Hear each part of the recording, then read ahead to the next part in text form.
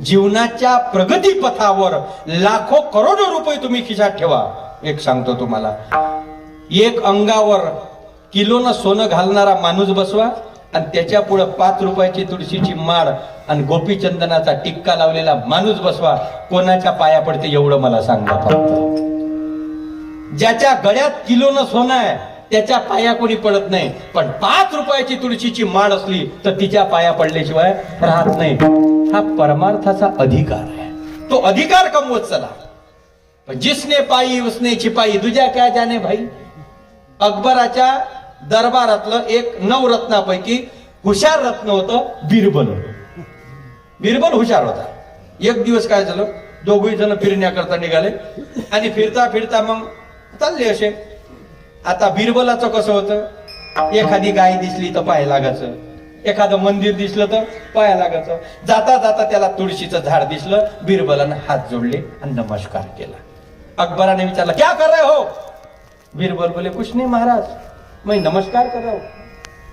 किसका नमस्कार. बोले, इस पेड़ का. किसका पेड़ है. बोले, तुलसी का. क्या मूर्ख लोग हो तुम. कोण म्हणे. अकबर म्हणे ना, क्या मी थोड़ी मनो गई. कैसे मूर्ख लोग हो तुम, किसी पत्थर के पाव पड़ते हो, किसी पेड़ के पाव पड़ते हो. किसका पेड़ है. बोले, तुलसी का. बिरबल बोले, महाराज हम तुलसी को माँ मानते हैं, वो हमारी मैया है. मग तो अजून डोकसं चढलं त्याचं. आता कसं आहे, द बॉस इज राईट. मोठी माणसं किती बयाड असले तर पैशा पोटी द्यायचा बयाडपणा लपल्याशिवाय राहत नाही. एक लक्षात ठेवा. गेलं हे तावानं आणि उपडली तुळशी दिल्ली फेकून. बिरबल तेव्हा काहीच बोलला नाही. शहाणे माणसं गुन्हा घडल्यावर एकदम बोलत नाही, कारण गुन्ह्याची शिक्षा देण्याचं काम तुमच्याकडे नसते. सगळ्याचं बॅलन्स घेऊन तो वरचा बसलेला आहे. फक्त वेळ लागते, पण दणका दिल्याशिवाय राहत नाही. एक जण म्हणे, पाप केल्यावर कुठं दंड भेटते. तुले सांगतो मी, जेव्हाच्या तेव्हा काहून भेटत नाही म्हणे. रामाची सीता रावणानं नेली तर तेव्हाच रावणाला काहून मारलं नाही. मी म्हटलं, तू आज सरकी पेरल्यावर उद्या कापूस चाल जाता काय. आता सरकी टाकली आणि उद्या जाता का तू कापूस येताले. म्हणे, असं कसं असते काय, त्याला 2-3 महिने थांबा लागते. म्हटलं, बयाड्या म्हणून थांबले राम, तुले माहित नाही ते. रामाला काय तेव्हाच्या तेव्हा मारता नसता आला काय, पण कुठल्याही कामाची फलश्रुती वेळ आल्याशिवाय मिळत नाही. मिळते हे 100% खरी काय, असं कधी समजायचं नाही. बा हे महाराज लोक सांगत होतात ते येले धंदे. आम्हाला आमच्या गोया धरल्या काय काही सांगायले तुम्हाला. जे रिअल आहे ते सांगतो. केले कर्म झाले, त्याची भोगा आले आणि उपजले मेले. आजच पेपर सोडला आणि आजच संध्याकाळी निकाल लागत नसते. लक्षात ठेवा.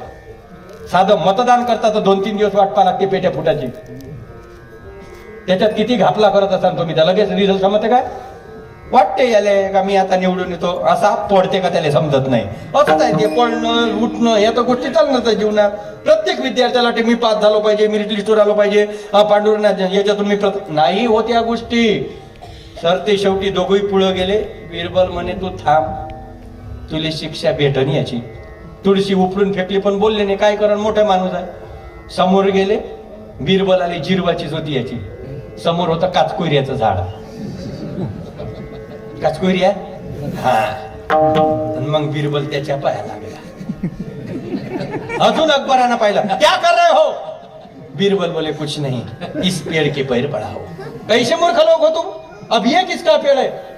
बोले, ये काचकोयरी काय. त्याले काय माहित राजो काचकुर्या झोंपते म्हणून. बोले, ये कौन है. तो बोली, हमारा बाप है. आता तुळशी उपडल्यावर ह्या उपडत नाही का ते झाड. आणि जा गेलो काचकुर्यापाशी अकबर आणि पकडलं झाड. काचकुर्यानं केला लाळ याचा. पुऱ्या अंगाला खात. अरे अरे अरे अरे अरे. अकबर मग बोंबलून राहिला. अरे बिरबल, ये कैसा हो गया, कैसा हो गया. बिरबल बोले, महाराज हमारी माँ गरीब है, बुढ़ा बड़ा खड़ूस है.